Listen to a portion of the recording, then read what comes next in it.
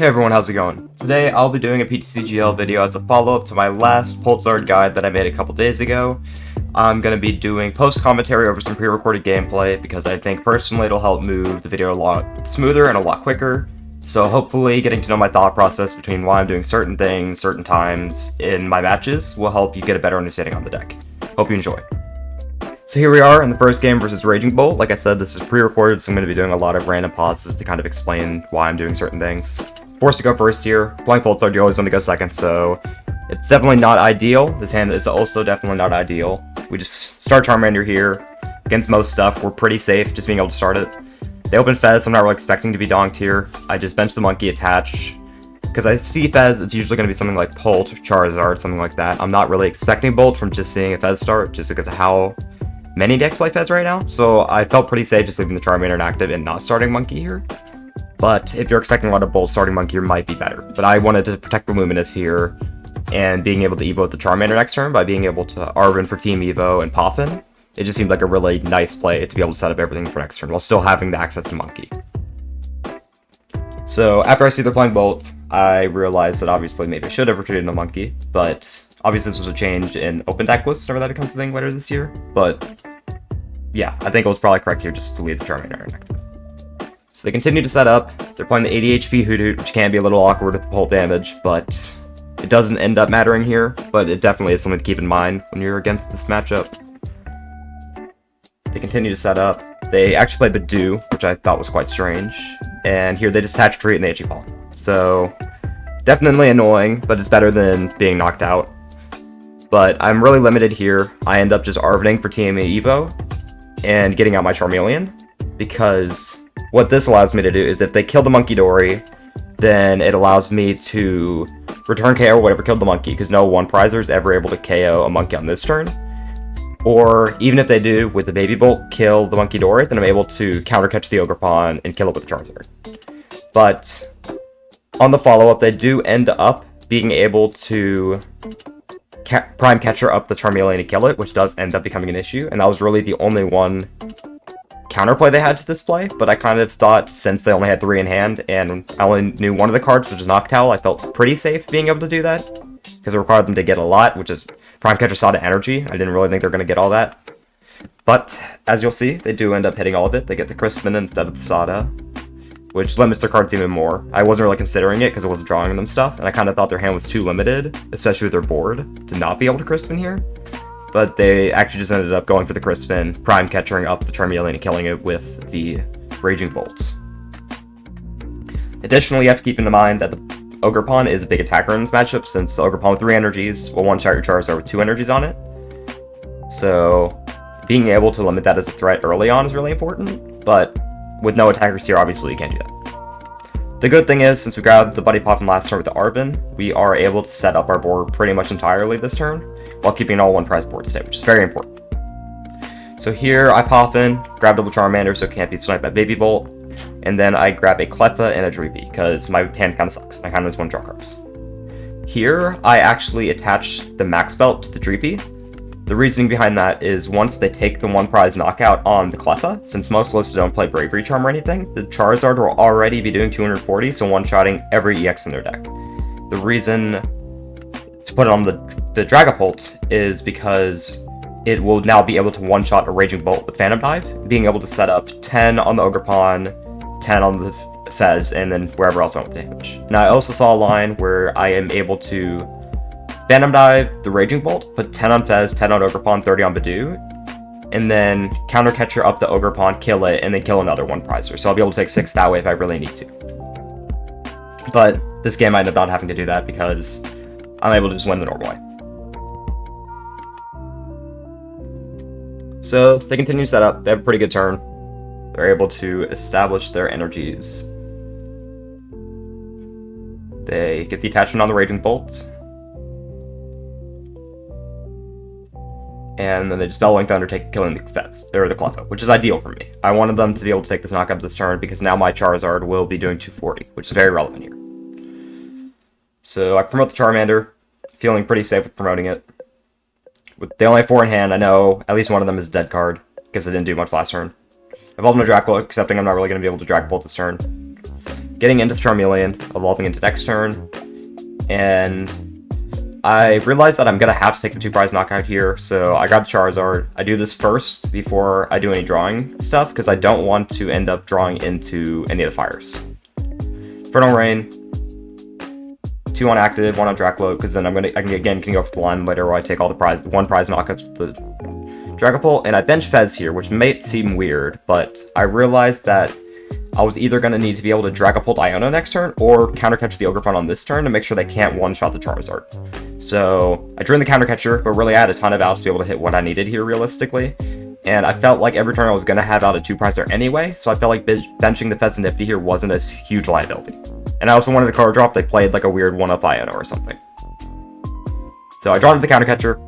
I bring it to Ogerpon, because them being able to kill my Charizard with the Ogerpon is going to require a lot less resources than killing it with Raging Bolt using 5 energies. So I just take the knockout here, take my 2. We're on evens now. So I can't counter catcher, but I save the boss in my hand, so I'm able to next turn. And since I can't judge and one-shot in this turn, I felt fairly safe going for this play this turn. Spend quite a while thinking here, but at the end of the turn they do end up just itchy pollinating. I'm pretty sure they attach the Bolt there, so if they hit a Sada, then they can just attach Lightning, because they have a Lightning in discard. I'm not sure why they did that, but, you know, it is what it is. They're playing Arven, which is interesting in the list, and they grab an Ancient Booster, which, in this case, would have been better to save the Max Belt for the Charizard, but I obviously didn't know they were playing it, so this is a case where I wouldn't want to save the Max Belt. Once you know this, you probably save it for game 2, but you still have lines being able to just attach it to the Drakloak. But yeah, on this turn, they're not able to swing for the knockout. They just itchy pollen for 20 onto the active Charizard, and it goes over to me. It's a pretty simple turn. I just set it for next turn. I grab the Buddy, because it thins my deck more for next turn compared to the Town Store. And then I just boss the Fez, because it limits their draw, considering how dead their hands kind of seemed. I didn't want them to be able to draw more. So I just boss Fez, and just say, I boss Ogerpon. Yeah, because then it's really hard for them to knock out if I kill the Ogerpon here. I attach the Charmeleon because I want less cards in the deck if they Iono me, and I can also attach Luminous and just evolve if all my fires are prized somehow. And from this state, I'm pretty much just winning. There's not really much they can do, because if they leave any 1 prizer inactive, I'm going to be able to Phantom Dive the active in the bench, and if they promote any 2 prizer, I'm going to be able to one-shot it with Dragapult or with Charizard. And they can't hand disrupt me this turn, because if they do, then they can't knock out, and I have guaranteed knockout next turn. So they set up for a Bolt play here. They don't end up going for it, they just itchy pollen again. I'm not sure what they were hoping for, but they go for it. Quite the interesting energy lineup on the Bolt on the bench, but yeah, from here they just attach another one to the Bolt, and then they itchy pollen or they just pass, I can't remember. But I remember they do something quite strange here instead of just going for the knockout, which is their only line to win here, but realistically, they weren't winning here anyway. So he's punch for 20, I draw the boss. I didn't really need to take the knockout this turn, because I had the Arven, or I couldn't have Arven, I could have Iono'd for the Dragapult, I had the Drakloak left, and even if I didn't win that turn, I would have won. So this next match here is actually versus the Pulsar Mirror, which I did end up losing, but there's a lot to cover in this game. I was forced to go first, I had a really bad start, and I still almost won this game, so I thought it was still worth covering, because I feel like there's a lot to take away from this game, especially compared to last game, where it was a lot more linear, where it's just kind of going 2-2-2. So I take 1 mulligan this game. This hand was alright. The next hand's worse. I just Charmander pass here. After I draw nothing. And then it passes over to them. They start Fez, which is really my only hope in this game, is being able to take 1 prize before they do. But they draw. They have a really good hand. They're able to set up what they need. I'm pretty sure they Arven here for a Poffin. Oh, they drew a Poffin, yeah. So, Poffin for double Dreepy, Charmander, and they Arven here for, I'm pretty sure, Candy and Evo, if I remember correctly. They Nest Ball for Chi-Yu here, which I don't necessarily agree with. The no Zard variant you're going to be wanting to swing with Chi-Yu versus, so I'm not sure why they did that, but they go for it anyway. They Arven for the Candy and the Evo, and then they just pass. Back onto my turn, I draw the Dreepy, as good as top decks get, and I kind of realized that I didn't have enough resources in hand currently to just be able to Arven, and since they grabbed the Candy off of the Arven, I kind of realized I had Candy Charizard in hand, and I didn't really want to be able to go that far behind, so I just end up setting up for next turn, The only way this can really be punished is by them ripping the Candy Zard off of the Iono to 6, which isn't super unlikely. They do hit it. But even if that happens, I still have a follow-up for next turn, because I have the Drakloak, and really all I have to hit is one Poffin to be able to just Cleffa. So I thought this was a fine position. I evoed the Drakloak, and then I just passed. If they didn't knock out here, I pretty much just win, because my board is so far ahead, and they started Fez. But they do end up ripping the Candy Charizard. They do play Hawlucha, which is important to know from the mirror, because I don't play Hawlucha, so it can be a big difference. So obviously I'll limit my board a little more after seeing that. The Candy into Charizard. Get the 3 energies. They put on the Chi-Yu again. I don't know why they're doing the Chi-Yu nonsense. And then they just wait for knockout here, which makes sense. There's nothing else they could have done differently. They take their 1. I promote the Drakloak. Once they take the prize. Yep, the Drakloak. And then I double recon here to draw into a single Poffin. I whip it here. And I second recon. And then I whiff it again. So I get the Luminous. I realize next turn I can just attach the Luminous to the Drakloak. And then if I hit Charizard, then I'm able to Rare Candy Charizard swing with Dragapult, as long as I hit a Hilda. And then I boss the Dreepy here because they're already down 4 energies, and I think it's pretty unlikely with the 3-card hand, especially how they played last turn, that they're going to have another one just in hand, since they didn't do too much. So I thought bossing the Dreepy here was pretty safe, but they did end up having a switch. So I still think this was the correct play here. They rip the Hilda, they're getting the Drakloaks and the energy to retreat, and they'll be able to kill the Drakloak here again. They test the Luminous to active, treat it into the Charizard, and they recon. Get another Drakloak off the recon again. And then they just swing here. Not much else they could have done differently. They pretty much got everything they needed. I promote the Drakloak here because it's also a retreater if I'm not able to swing with the Dragapult this turn.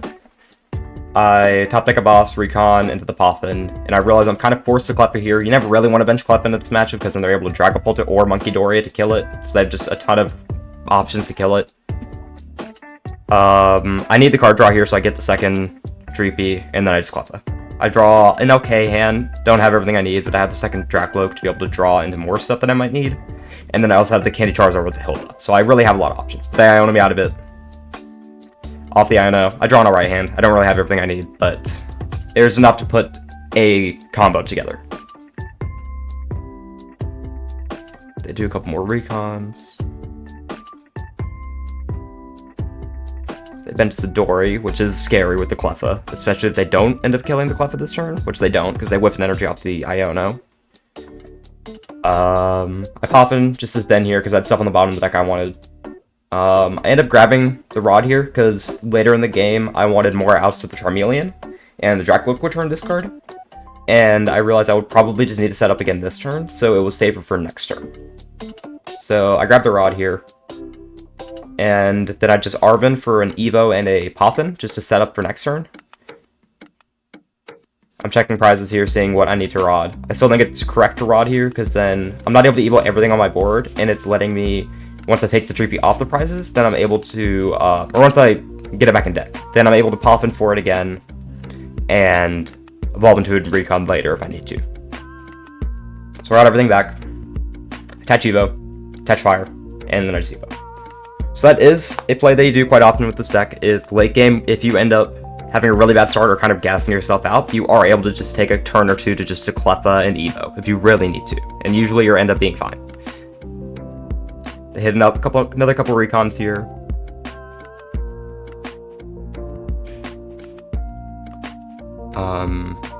They hit the energy to retreat. And I'm pretty sure they just retreat into the Zard and punch, which, you know, or I think they gust something here and then punch. Oh no, they just passed. Okay, yeah. So this turn, I ideally can gust the Fez and then kill it, because then they'll probably take 2 on their turn. But if they don't, then I just kind of win, because I just kind of run them over. And if they take 1, then Max Belt Charizard will kill their Zard. So I get the monkey here, set up for the Luminous. So it basically shuts them off of Dragapulting at any point in this game. Infernal Rain, set up for Dragapult in case I ever need it. I counter catch the Fez, treat, and then just punch the Fez. Take my 2. Promote the Dragapult, draw, and they're going to be able to get whatever they want here. They have an 8-card hand, they have Hilda. They end up going for the Dragapult line here, which I don't hate. They recon again.